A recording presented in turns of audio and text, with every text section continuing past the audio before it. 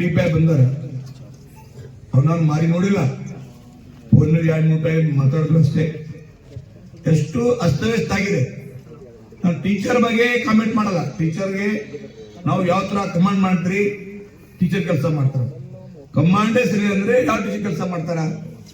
BO 3 ದಿವಸ ಅವರ 3 ದಿವಸ ಕಲಬುರ್ಗಿ ಮೇಲಿಂದ ಹೆಣ್ಮಕ್ಳು ಮಾತಾಡಿದ್ರೆ ಎಷ್ಟು ನಮ್ಮ ಔರಾದ್ದಲ್ಲಿ ಎಷ್ಟು ಸ್ಥಳ ಹೋದ್ರೆ ಹೇಳಕ್ಕಾಗ್ತಾ ಇದೆ. ಮೇನ್ ಪಾತ್ರ ಟಿಡಿಪಿಐ ಬಿವು. ಟಿಡಿಪಿಐ ಅವರು 1 ಟೈಮ್ ಬಿ ಔರಾದ್ಗೆ ಬಂದಿಲ್ಲ, 1 ಟೈಮ್ ಮೀಟಿಂಗ್ ಮಾಡಿಲ್ಲ, 1 ಟೈಮ್ ಟಿಡಿಪಿಗೆ ಬಂದಿಲ್ಲ. ನಾವು ಫೋನ್ ಮಾಡಿದೀವಿ, ಬಿಬಾ ಸಾಬ್ರೆ ಬರ್ರಿ, ರಿಸಲ್ಟ್ ಕಡಿಮೆ ಆಗ್ತಾ ಇದೆ.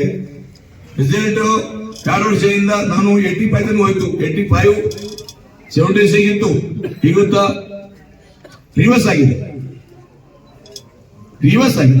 ನಮ್ದು ಏನಿದೆ, ಪ್ರತಿ ಸ್ಕೂಲಲ್ಲಿ ಭೇಟಿ ಮಾಡಿದ್ದೀನಿ.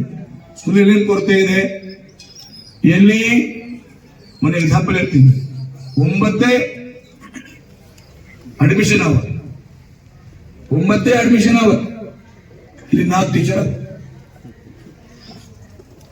School hour. ನೋಡಿ ಏನಪ್ಪ ಈ ಟೀಚರ್ ನೋಡಿ, Tornawadi total admission 6, teacher 3.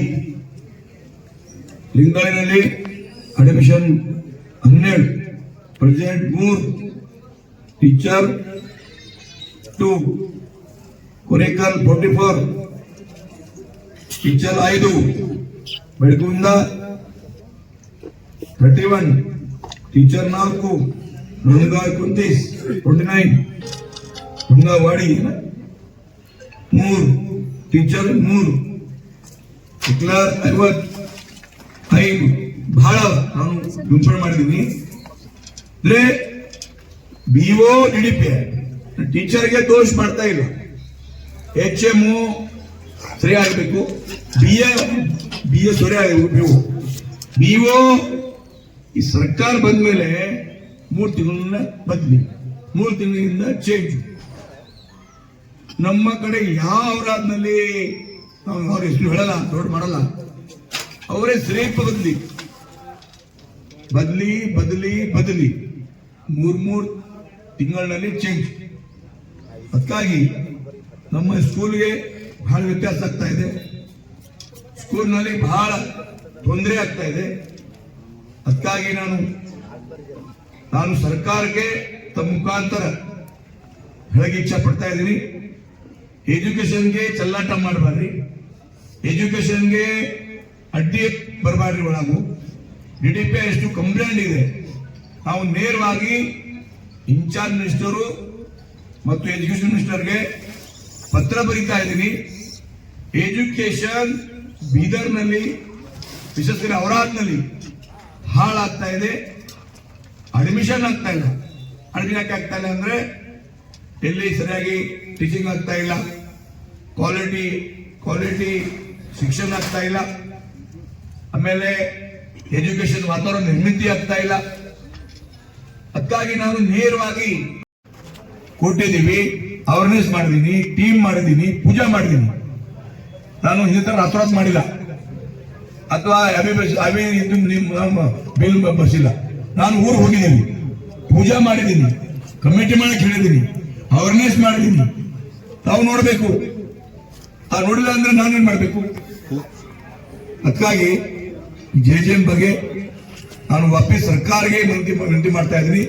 Revise estimate ಆಗಬೇಕು, ಎಲ್ಲಿ ಧೋರಣೆ ಒಪ್ಪಂದಗಳು ಆಗಬೇಕು, ಪೈಪ್ಲೈನ್ ಆಗಬೇಕು, ಎಲ್ಲಿ ಸೋರ್ಸ್ ಇದೆ ಈ ಸೋರ್ಸ್ ಇಂದ ಊರಿಗೆ ನೀರು ಬರಬೇಕು, ಸೋರ್ಸ್ ಇಂದ. ಅದಕ್ಕಾಗಿ ತಾವು ಕೂಡ ನಮ್ ನೀರು ಬಗ್ಗೆ ಕೇಳಬೇಡಿ. ನಾನು ಇಟ್ಟಿದ್ದೀನಿ, ನಾನು ಇಟ್ಟಿದ್ದೀನಿ, ಜನ ಸಮಿತಿ ಮಾಡಿದ್ದೀನಿ, ಒಳಗೆ ಹೇಳಿದೀನಿ, ಅವ್ರು ತಾವು ಜವಾಬ್ದಾರಪ್ಪ ಮಾಡಿ ಹೇಳಿದೀನಿ. ಕರೆಕ್ಟ್ನಾ? ಆಮೇಲೆ ಏನ್ ಮಾಡ್ಬೇಕು ನಾನು ಹೇಳ್ರಿ. ನಾವು ನಮ್ಮ ಜನರ ದೇವರು, ನಮ್ಮ ಎಲ್ಲ ಜನ ದೇವರು ಅಕ್ಕಾಗಿ ಮಾಡಿದ್ದೀನಿ.